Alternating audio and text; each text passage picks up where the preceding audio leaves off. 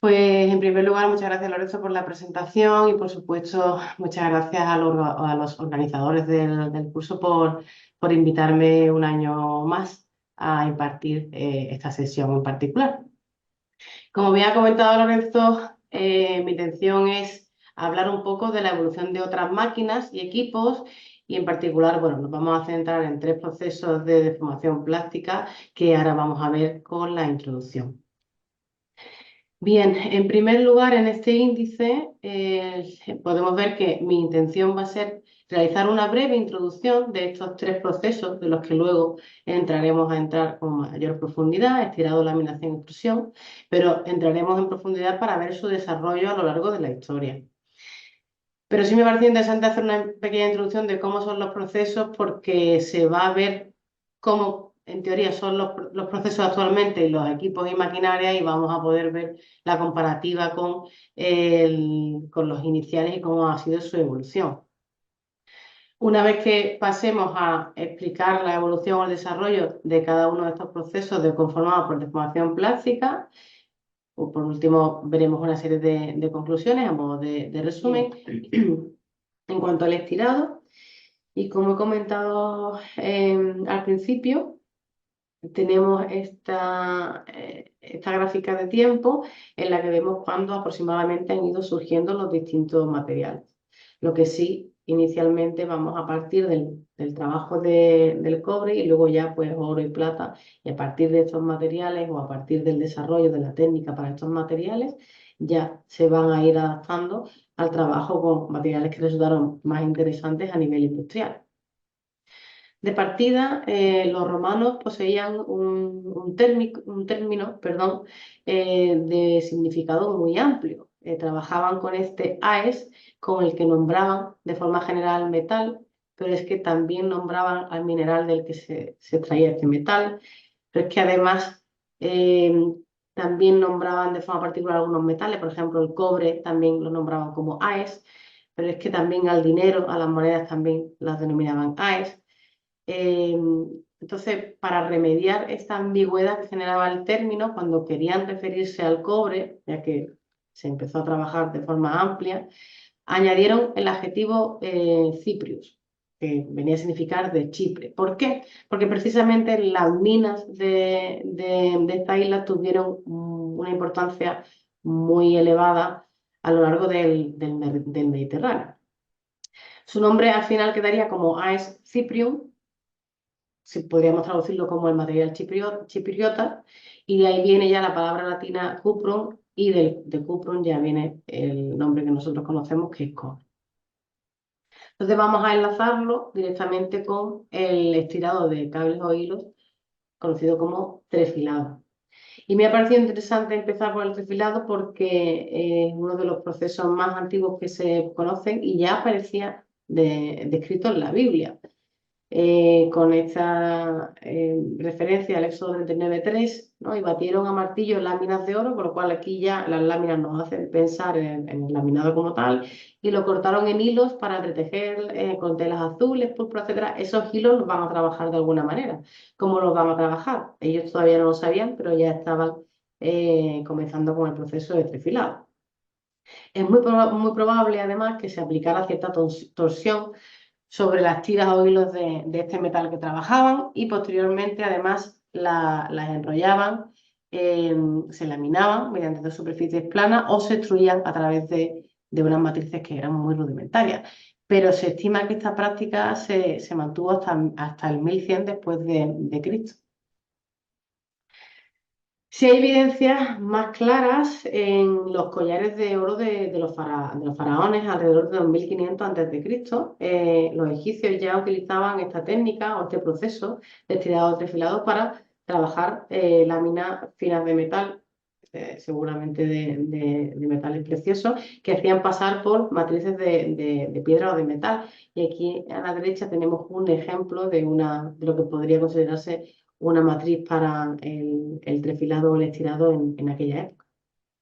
Sí es cierto que una evidencia o la evidencia más concreta y más antigua es directamente la de los vikingos, que data del 800-900 después de Cristo. Y en este caso Las placas de tracción estaban hechas de cobre, perdón, de bronce y tenían inserciones de hierro para los troqueles de alambre. Es decir, esto nos enseña que ya conocían la técnica bastante bien porque ya tenían en cuenta el rozamiento y la deformación y el desgaste que se iba produciendo en esas matrices. Ya tenían en cuenta también el producto final que se iba a obtener. El relato más escrito más antiguo que se conoce sobre el proceso de trifilado se atribuye en este caso a Teófilo Presbítero, que fue un autor del siglo XII.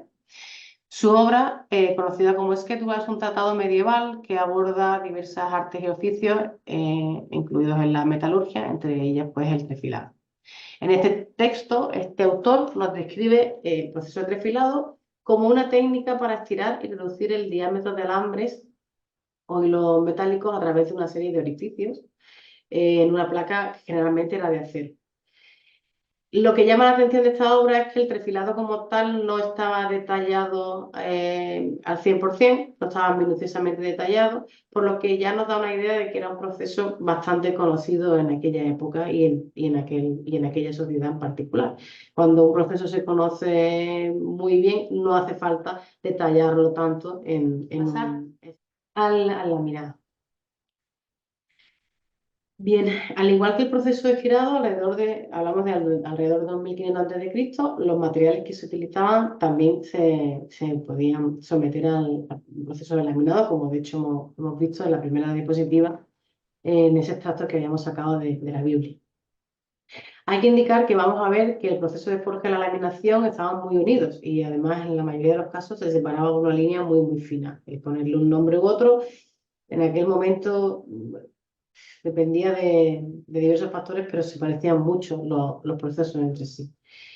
Sí podemos decir que los primeros laminadores, por supuesto, al igual que los primeros equipos de estirado, perfilado y los primeros equipos de extrusión eran pequeños. Y además se hacinaban a mano y se utilizaban generalmente ¿para qué? Pues para trabajar oro, plata, para fabricar joyería. Y luego ya vamos evolucionando y aplicamos el desarrollo a lo que nos va pidiendo la industria. Conforme se van perfeccionando las fraguas y los fuelles, que eran afinados manualmente, ya se van desarrollando las tenazas, los yunques nos permiten trabajar con mayores esfuerzos, para la pieza a someterla a mayor esfuerzo, a piezas mayores, se van generando distintos utensilios, con lo cual vamos creciendo. Los tochos de hierro y diversos metales se estiran o se laminan manualmente a golpe de maza y martillo. Esta descripción tal cual a mí me hace pensar en una forja. Por eso estamos viendo que, bueno, vamos a estirar o laminar ciertos materiales a golpe de maza y martillo y luego vamos a ir viendo cómo se desarrollan o van apareciendo los rodillos para trabajarlo de una forma más fácil y sobre todo para conseguir un acabado más homogéneo. Porque a masa y martillo, cierto es que los herreros de aquel entonces tenían mucha maestría, pero bueno, siempre vamos pensando en mejorar esa calidad de la pieza final, ¿no? A partir del siglo XIII ya vamos a perfeccionar la técnica del estirado forjado con la aplicación de martinetes y con el accionamiento de la energía hidráulica. Todo va de la mano. Vemos un desarrollo muy parecido al que hemos visto en el anterior proceso. Como curiosidad, hemos hablado antes de la enciclopedia de Riis. Esta imagen también está sacada de esa enciclopedia y vemos cómo este mismo autor también describía otros procesos como en este caso es el laminado. Partimos de la base que desde antiguo ya teníamos en mente laminar los metales haciéndolo pasar entre dos cilindros, o entre dos placas, luego entre dos cilindros, y estos cilindros giraban cada uno de ellos en sentido contrario para poder pasar esta lámina. Se conserva un croquis que resulta bastante interesante porque es muy parecido a las laminadoras de hoy día, de Leonardo da Vinci, que data de alrededor de 1497. Representa una máquina que se generaba manualmente, por supuesto. Lo que pasa es que no se sabe si en algún momento se llegó a construir. Lo que sí sabemos es que otros autores o otros creadores se basaron en este diseño para crear una laminadora de dos cilindros. En uno de estos dibujos se describe por primera vez la posibilidad de hacer pasar el material entre dos rodillos cilíndricos de ejes paralelos para modificar su espesor. Hablamos de 1497. Bien. Me vaya a perdonar que haya corrido un poquito más en esa última parte, pero si no estoy en- en el error, nos quedan aproximadamente unos 20 minutos y vamos a dedicarlos a conocer un poco cómo fue evolucionando, en este caso, el último proceso que es la extrusión. Bien, los procesos de extrusión y los extrusores, por supuesto, se desarrollaron simultáneamente en varias industrias. De hecho, aquí estamos hablando de que podemos encontrar equipos similares para procesar tubos de arcilla, azulejos, jabón, pero podemos pensar en la cocina, en la pasta, por ejemplo. La pasta, la masa de la pasta, una vez que se hace o se crea, se tiene que meter en una máquina tipo extrusora para obtener los distintas tipologías de pasta, por ejemplo, una extrusora. En 1997 se le asigna a Joseph Braham, por supuesto en Inglaterra, la invención del proceso de la extrusión para fabricar tuberías de plomo. ¿Vale? Como hemos visto anteriormente, se trabajaban planchas de plomo para tejado, pero el plomo tuvo un crecimiento muy importante en la aplicación a distintos niveles, tanto en la industria como en la sociedad. De hecho, las tuberías de las casas se fabricaban en plomo hasta que ya se dieron cuenta que el plomo no era muy bueno para la salud. Pero vamos, yo a día de hoy conozco edificios que no las aguas de no las de agua, no las aguas de uso, sino que las de desecho sí van por tuberías de plomo. No se han cambiado todavía, siguen estando en las tuberías, no hay ningún problema. Por supuesto, las de agua de consumo no están todas cambiadas, faltaría más. ¿Qué es lo que pasa? Que no hay evidencia de hecho en particular. Joseph también es el inventor de las cisternas del inodoro y de la prensa hidráulica. Es considerado uno de los padres de la ingeniería hidráulica en general. Tenía un negocio de cerraduras y solía estar envuelto en buscar soluciones de fabricación para desarrollar pues, cerraduras más eficientes. Entonces, pues era un ingeniero nato y se le atribuyen distintos inventos. El proceso incluía precalentar el metal y forzar este metal que generalmente estaba fundido, perdón, a través de una matriz, por supuesto, perdón, se iba enfriando rápidamente y salía a través de la matriz, como se ve en esta imagen, la zona CED, bueno, es el material, D sería el mandril y C sería bueno, la zona por la que va saliendo el material y esto de aquí sería la matriz, ¿vale? La zona A es donde se introduciría el material y la B es el pistón que obliga al material a reconducirse hacia la matriz. Como conclusiones, podemos decir que se ha analizado la evolución de los procesos de conformado por la formación plástica y nos hemos centrado en tres procesos: tirado, laminación y extrusión, que hemos visto relativamente rápido. Se han identificado los primeros inventores y figuras de mayor relevancia en general, o así se ha pretendido, así como la relación que podía existir entre ellos, sin olvidar la existencia de avances y desarrollos paralelos que existían, centrados en Inglaterra y en Estados Unidos, por lo que ha aparecido en estos dos últimos procesos, ¿no? Los procesos de conformación plástica se consideran entre los procesos de fabricación más antiguos que se conocen y hemos visto que estaban presentes en la Biblia, en el Antiguo Egipto, los vikingos, etc. Se ha considerado también el descubrimiento y la evolución de los nuevos materiales y la necesidad de incorporarlos a la industria como motor principal de desarrollo de estos equipos y de las maquinarias que hemos visto una selección de ellos.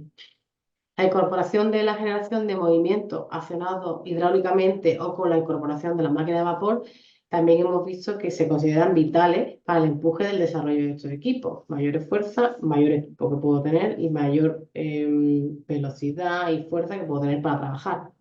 Así como la primera revolución industrial nos ha generado importantes avances tecnológicos.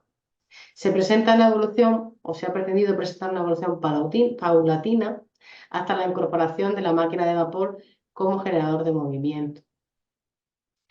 Y del mismo modo se ha presentado una relación de patentes, que hemos pasado muy por encima, que pueden ser interesantes, en la que se aprecia el desarrollo de la tecnología implementada. Esta ha sido mi presentación. Muchas gracias por vuestra atención y espero no haber ido excesivamente rápido en alguna de las secciones de la misma. Muchas gracias.